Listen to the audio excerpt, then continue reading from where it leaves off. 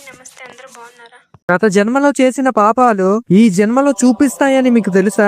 ఒకసారి కృష్ణార్జునులు మారువేషంలో భూలోకానికి వచ్చి కాలినడకతో వెళ్తుండగా మార్గం మధ్యలో ఒక రుద్దురాలు భిక్షాటన చేస్తూ రాజ్య ద్వారం దగ్గర నిలబడుతుంది. అదే సమయంలో రాజు బయటికి వెళ్తుండగా రుద్దురాలిని చూసి కోపంతో ఆ రుద్దురాలిని కాలుతో తన్ని భిక్ష పాత్రను విసిరివేస్తాడు. అప్పుడు ఆ ముసలి బిచ్చగత్తి ఏడుస్తూ ఆ పాత్రని పట్టుకొని ఇంటికి బయలుదేరుతుంది.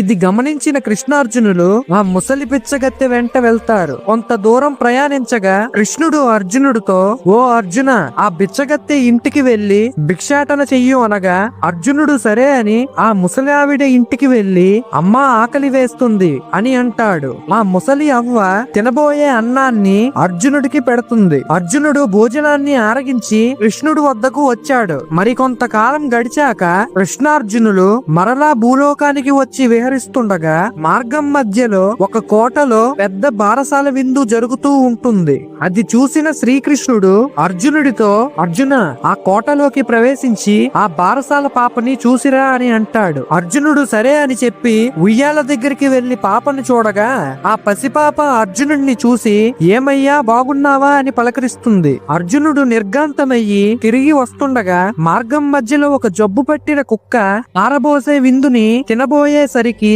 మిగతా కుక్కలు ఆ భోజనాన్ని తినకుండా చేస్తాయి. అది చూసి అర్జునుడు కృష్ణుడు వద్దకు వచ్చి, కృష్ణ, ఏం జరుగుతుంది అని అడగ్గా అప్పుడు కృష్ణుడు, అర్జున, ఆ పసిపాప మరెవరో కాదు, కిందటి జన్మలో నీ ఆకలి తీర్చిన బిచ్చగత్తె. నీవు చూసిన ఆ జబ్బు పట్టిన కుక్క ఆ ముసలవ్వని తనిన రారాజు. కిందటి జన్మలో చేసుకున్న పాపాలకు ఫలితమే ఇది. ఈ వీడియో మీకు నచ్చినట్లయితే లైక్ చేయండి, షేర్ చేయండి, కామెంట్ చేయండి.